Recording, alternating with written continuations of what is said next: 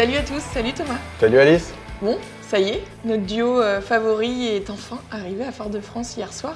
Qu'est-ce qui s'est passé cette semaine? Une longue route et je vais vous expliquer en images ce qui s'est passé cette semaine. Donc on s'est quitté lundi dernier, les gars étaient à l'entrée ils venaient de passer Fernando de Noronha. On a annoncé une semaine avec un vent plutôt mou, un alizé assez faiblard, voilà. Et ils allaient passer une deuxième fois le poteau noir, qui les a encore un petit peu embêtés pour attraper l'alizé du nord-est. Et donc pour se frayer un chemin là, avec le vent dans le dos, ils ont fait une trentaine d'empannages. Donc à chaque fois, changement de bord, changement de matériel, etc. de côté. Donc, ça a été assez crevant, assez éprouvant.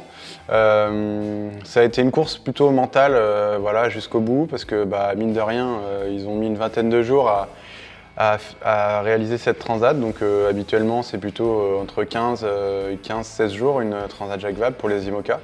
Donc assez long.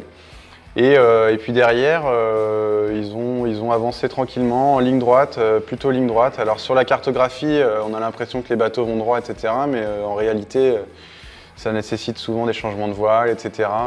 Même s'ils ont avoué à l'arrivée n'avoir jamais pris un seul riz dans la grand voile, c'est-à-dire qu'ils n'ont jamais réduit la grand voile.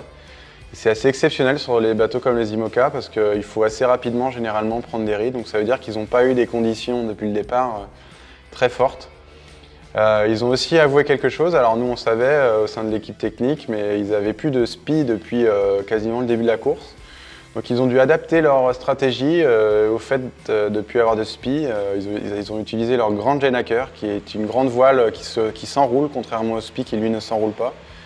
Et donc cette voile elle est moins volumineuse, elle est moins performante, notamment aux allures de vent arrière qu'ils ont majoritairement eu tout au long de cette transat. Donc on peut imaginer que s'ils avaient eu un SPI jusqu'au bout, ils auraient été un petit peu mieux placés dans le groupe. Ils auraient notamment, je pense, pu rester avec le groupe de chasseurs composé de Maître Coq et toute la petite bande là. Pendant cette dernière semaine, ils ont quand même dépassé MACSF et Eleven Sour. Alors chaque bateau avait un petit peu son lot d'ennuis. Hein. On sait qu'Eleven Sour, ils étaient bloqués par un petit problème technique qui leur permettait pas d'avoir des vitesses rapides, sinon le bateau vibrait de trop. Et MSASF, c'est pareil, ils n'avaient plus de speed, donc voilà, chaque bateau a eu son lot de ces petits déboires. Donc bravo les gars pour votre 11e place.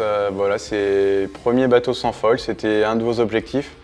On sait qu'ils auraient aimé d'abord être un petit peu mieux placés dans le classement, mais voilà, c'est la course, c'est comme ça. Et puis c'était aussi la dernière régate de Benjamin, dernière course de Benjamin sans foil, parce que dès l'année prochaine, bien, ce sera un nouveau bateau pour nous, pour l'équipe, avec l'ex Eleven Sour. Voilà, donc les prochaines courses seront sur un foiler pour Binge, et donc il pourra jouer aux avant-postes, on l'espère. Et Thomas, toi qui étais le co-skipper de Benjamin sur la dernière Transat Jacques Vabre il y a 2 ans, qu'est-ce qu'on ressent en passant cette ligne d'arrivée? Il y a 2 ans, pour nous, c'était un peu spécial. C'était le lancement du projet de Benjamin sur le Vendée Globe. C'était sa première course en IMOCA, notre première course en IMOCA. Et donc, c'était vraiment une grande fierté pour nous d'arriver. On avait une sensation de devoir accompli qui était assez hallucinante. Là, pour eux, c'est un peu différent. C'est une transat post-Vendée Globe, où le Vendée Globe, c'est de grosses émotions. Voilà, les montagnes russes émotionnelles. Là, c'est une transat en double. La transat Jacques Vabre, ça reste quand même une belle transat pour faire des rencontres. J'ai l'impression qu'ils se sont bien entendus. C'est une belle, de jolis liens se sont tissés à la suite du Vendée Globe également. Donc, je pense que c'est avant tout pour eux une belle rencontre. Ok. Et sinon, la fameuse et grande question, pourquoi cette moustache? Pourquoi cette moustache? En fait, à la dernière transat avec Binge, au passage de l'équateur, on s'est dit tiens, on va rigoler un peu, on va se faire une moustache, on va se ridiculiser un peu. Et finalement, ça nous a bien fait marrer. On l'a gardé jusqu'à l'arrivée. Et donc depuis Binge, dès qu'il passe l'équateur, il se fait la moustache. Voilà, à l'aller au Vendée Globe. Au retour, il n'a pas pu se la faire parce qu'il n'avait plus de batterie dans sa tondeuse, donc il ne voulait pas risquer de tomber en panne à la moitié. Et voilà, à chaque fois il le fait, donc petit clin d'œil sympa pour nous. Top, super. Merci Thomas et merci à tous. Allez, salut, à la prochaine!